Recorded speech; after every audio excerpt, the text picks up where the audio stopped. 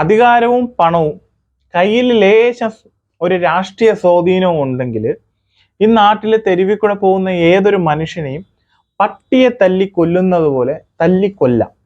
കാരണം ഇവിടുത്തെ സിസ്റ്റം അവരെ എല്ലാവരെയും സപ്പോർട്ട് ചെയ്യുന്നുണ്ട്. അതിൻ്റെ തെളിവുകൾ തന്നെയാണ് നാൾ വഴികൾ ഒരുപാട് നമ്മൾ ചികഞ്ഞു വന്നു കഴിഞ്ഞാൽ പലതരത്തിലുള്ള വിഷയങ്ങൾ നമ്മൾ സമകാലിക നമ്മുടെ കേരളത്തിൽ കണ്ടതാണ്. അതിന് നമ്മൾ ഒരുപാട് പേരുടെ ജീവൻ, സാധാരണക്കാരായ ഒരുപാട് പേരുടെ ജീവിതം അതിനു വേണ്ടിയിട്ട് തെരുവിലും അതുപോലെ തന്നെ പലയിടങ്ങളിലും ബലി കഴിക്കേണ്ടി വന്നിട്ടുണ്ട്. ഇപ്പോ ഞാൻ ഇന്ന് ഈ വിഷയം ഇവിടെ സംസാരിക്കാനുണ്ടായ മെയിൻ റീസൺ, കഴിഞ്ഞ ദിവസമാണ് ഒരു അമ്മയുടെയും അച്ഛന്റെയും കരുതലിൽ വളർന്ന മകൻ തൻ്റെ വീടിനടുത്തൊരു തൊഴിലിടം കണ്ടെത്തി. ആ മകൻ സുരക്ഷിതമായി രാത്രിയിൽ ജോലിക്ക് പോയിട്ട് വരട്ടെ എന്ന് കരുതി ഒരു കാറ് വാങ്ങി നൽകുന്നു. ആ കാറിൽ അവൻ അവന്റെ തൊഴിലിടത്തിലേക്ക് പോകുന്നു. തിരിച്ചതേപോലെ ഭദ്രമായിട്ട് അവൻ അവന്റെ കുടുംബത്തിൽ വന്നു ചേരുന്നു. ആ അമ്മ തന്നെ പല വിഷ്വൽസിലും കണ്ടതാണ്. ആ അമ്മ തന്നെ പറയുന്നുണ്ട്, കൈ വളരുന്നോ കാല് വളരുന്നോ എന്ന് നോക്കി വളരെ കരുതലോടുകൂടിയാണ് തൻ്റെ മകനെ അവർ വളർത്തിയത്. ഈ ലോകത്തിലെ എല്ലാ അച്ഛനമ്മമാരും തൻ്റെ മക്കളെ വളർത്തുമ്പോൾ ഒരു മുൻകരുതൽ അവർ എടുക്കും. കാരണം ഈ സമൂഹം അത്രത്തോളം നീചമാണ്, ഈ സമൂഹം അത്രത്തോളം ക്രൂരമാണെന്ന് അവർക്കറിയാം. അവർ ഈ സമൂഹത്തിൽ കാണുന്ന കാഴ്ച അത്രയേറെ പൈശാചികം നിറഞ്ഞതാണ്. അപ്പോൾ അതിനിടയിലാണ്, അല്ലെങ്കിൽ അവരുടെ സ്വർഗത്തിലേക്കാണ് ഈ പറയുന്ന നരാധമന്മാരായ രണ്ട് ഉദ്യോഗസ്ഥർ കടന്നു വന്നത്. നമുക്ക് സുരക്ഷയേകേണ്ട, അല്ലെങ്കിൽ നമ്മുടെ ജീവന് കരുതലേകേണ്ട CASF എന്ന് പറയുന്ന ഒരു ഡിപ്പാർട്ട്മെന്റിന്റെ രണ്ട് ഉദ്യോഗസ്ഥരാണ് ഇതിലെ പ്രതികളായിട്ടുള്ളത്. അപ്പോൾ അവരുടെ എന്താ പറയാ, അവർ മദ്യവെച്ചിട്ടുണ്ടോ എന്നറിയില്ല, അല്ലെങ്കിൽ അവരെന്തെങ്കിലും ഡ്രഗ്സ് യൂസ് ചെയ്തിട്ടുണ്ടോ എന്നറിയില്ല. ഒരു നിമിഷത്തെ ചെറിയൊരു വൈരാഗ്യം അല്ലെങ്കിൽ ഒരു സംസാര വിഷയം, ഒന്ന് സംസാരിച്ച് തീർന്നു പോകേണ്ട ഒരു വിഷയത്തെ ഒരു ക്രൂരമായ കൊലപാതകത്തിലേക്ക് അവരെ എത്തിച്ചിട്ടുള്ളത് അവർക്ക് അവരുടെ പവറിലുള്ള ആ ഒരു അധികാരത്തിന്റെ ഒരു ഗർവാണ്, അല്ലെങ്കിൽ അവരുടെ കയ്യിലുള്ള പൈസയുടെ ഹുങ്കാണ്, അല്ലെങ്കിൽ അവരുടെ പിന്നിലുള്ള രാഷ്ട്രീയ സ്വാധീനമാണ്. ഇതിലെല്ലാം തന്നെ ബലിയായി പോയത് ഒരു സാധാരണക്കാരനായ ഒരു 24 വയസ്സ് മാത്രം പ്രായമുള്ള ഒരു ചെറുപ്പക്കാരന്റെ ജീവിതമാണ്. അവൻ നെയ്തുകൂട്ടിയ സ്വപ്നങ്ങളാണ് അവന്റെ കുടുംബത്തിന്റെ പ്രതീക്ഷയാണ്. ഇവിടെ ഇത്തരത്തിലുള്ള പല വിഷയങ്ങളിലും എന്താ പറയുക, മരണത്തിലേക്കും അല്ലെങ്കിൽ ഇമാതിരിയുള്ള പ്രവർത്തികളിലൂടെ നഷ്ടപ്പെടുന്നത് സാധാരണക്കാരന്റെ ജീവിതം മാത്രമാണ്. അവന് ചിലപ്പോൾ പറയത്തക്ക ഒരു രാഷ്ട്രീയ ബന്ധം ഉണ്ടാവില്ല, അവന്റെ കയ്യിൽ ഒരുപാട് പൈസ ഉണ്ടാവില്ല, അവൻ ഉന്നതങ്ങളിൽ പിടിയുണ്ടാവില്ല, അവൻ അധികാരവർഗത്തെ പിടിച്ചുലയ്ക്കുന്ന തരത്തിലുള്ള തൊഴിലിടവും ഉണ്ടാവില്ല. ഇത് മുതലെടുപ്പാണ്. അത്തരക്കാരെ തിരഞ്ഞുപിടിച്ച് അല്ലെങ്കിൽ അത്തരക്കാരെ മേലെ കുതിര കയറാം എന്നുള്ളതിന്റെ ധാർഷ്ട്യമാണ്.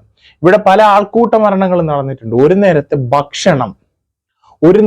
ഭക്ഷണം എടുത്ത് കഴിച്ചതിന് ഒരു സാധാരണക്കാരനായ ഒരു പാവപ്പെട്ട മധു എന്ന് പറയുന്ന ചെറുപ്പക്കാരനെ തല്ലിക്കൊന്ന നാടാണ് നമ്മുടെ കേരളം.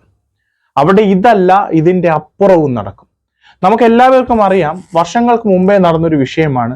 ശ്രീ വെങ്കിട്ടരാം എന്ന് പറയുന്ന ഒരു IAS ഉദ്യോഗസ്ഥൻ രാത്രിയിൽ അടിച്ച് മതോന്മത്തനായിട്ട് കാറെടുത്ത് വണ്ടി ഓട്ടിച്ച് ഒരു ബഷീർ എന്ന് പറയുന്ന പാവപ്പെട്ട ഒരു മാധ്യമ പ്രവർത്തകനെ കൊല്ലുകയുണ്ടായി. എന്നിട്ടത് മനഃപൂർവ്വമല്ലാത്ത നരഹത്യ കേസ് രജിസ്റ്റർ ചെയ്യപ്പെട്ടു.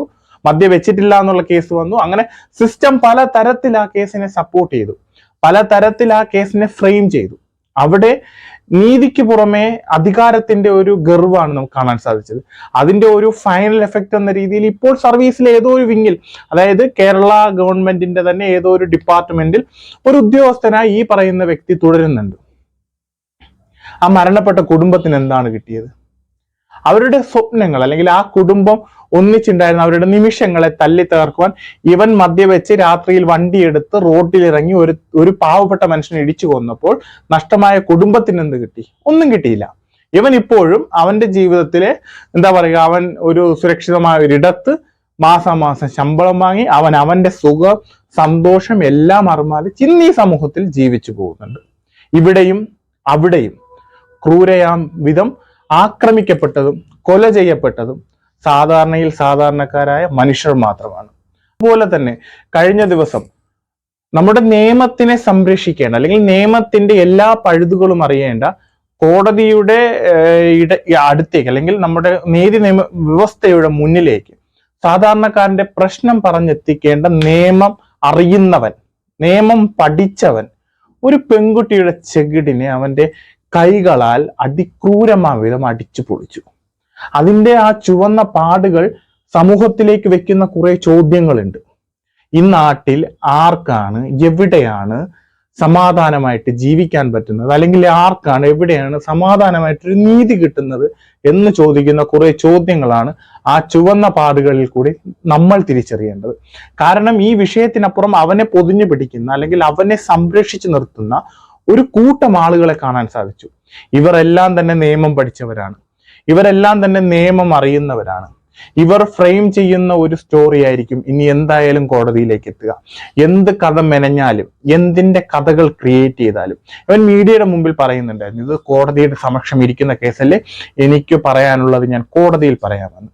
എന്തിന്റെ പേരിലായാലും ഒരു പെണ്ണിന്റെ ചെകിടടിച്ച് പൊളിച്ചിട്ട് ചുവപ്പിച്ച് അവളെ ചെകിടിലെ മുഖത്തുള്ള പാട്, അവന്റെ കൈയുടെ പാട് ചുവന്നു തൊടുത്ത് കണ്ടത് ഈ സമൂഹമാണ്.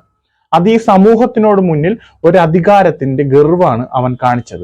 അവന്റെ കയ്യിലുള്ള അധികാരത്തിന്റെ ഗർവ് അവൻ ആ പെൺകുട്ടിയുടെ ചെകിടത്ത് കാണിച്ചപ്പോൾ ഇത് ഓരോ സമൂഹത്തിലെ സാധാരണക്കാരനും ചെവിയിൽ കിട്ടിയ അടിക്ക് തുല്യമാണ്. ഇത്തരത്തിൽ അധികാരവും പണവും ഇമാതിരിയുള്ള സ്വാധീനവും ഉള്ളവന്മാർക്ക് മെക്കിട്ട് കയറാനുള്ളതല്ല ഇന്നാട്ടിലെ സാധാരണക്കാരുടെ ജീവിതവും അവരുടെ ജീവിത സാഹചര്യങ്ങളും. അപ്പോൾ ഇതിനെതിരെ, അതായത് ഇത്തരം വിഷയങ്ങൾക്കെതിരെ സംസാരിക്കേണ്ടത് ഞാനും നിങ്ങളും ഉൾപ്പെടുന്ന സാധാരണയിൽ സാധാരണക്കാരായ ജനങ്ങളാണ്. ഈ വിഷയത്തിൽ പ്രതികരിക്കേണ്ടതും നമ്മൾ തന്നെയാണ്. മൗനമായി ഇരിക്കും തോറും ഇത് നമ്മളുടെ ഇടങ്ങളിലേക്ക്, എപ്പോഴും മനുഷ്യർ കരുതുന്നത് നമ്മൾ സുരക്ഷിതരല്ലേ എന്ന്. ഒരു കൈപ്പാടകലെ ഇവർ ഉണ്ട്. നമ്മളുടെ കുടുംബത്തിൽ വന്നാൽ മാത്രമേ നമ്മൾ അനങ്ങുകയുള്ളൂ, അല്ലെങ്കിൽ നമ്മൾ മിണ്ടുകയുള്ളൂ എന്നുള്ള നമ്മുടെ മൗനമാണ് ഇത്തരത്തിലുള്ള കാപാലികന്മാർ കടന്നു കയറി ക്രൂരമാം വിധം അവർ നമ്മളെ ഉപദ്രവിക്കുന്നത്. അപ്പോൾ പ്രതികരിക്കുക. ഈ വിഷയത്തിൽ നിങ്ങളുടെ അഭിപ്രായം ശക്തമാം വിധം തന്നെ രേഖപ്പെടുത്തുക. നിങ്ങൾക്ക് പറയാനുള്ളത് എന്ത് തന്നെയായാലും ഇതിന്റെ കമന്റ് ബോക്സിൽ രേഖപ്പെടുത്തുക. ഇനി അടുത്ത് ഒരു വിഷയവുമായി വരുന്നവരെ നിങ്ങൾക്ക് എല്ലാവർക്കും നല്ലൊരു ദിവസം ഞാൻ ആശംസിക്കുന്നു.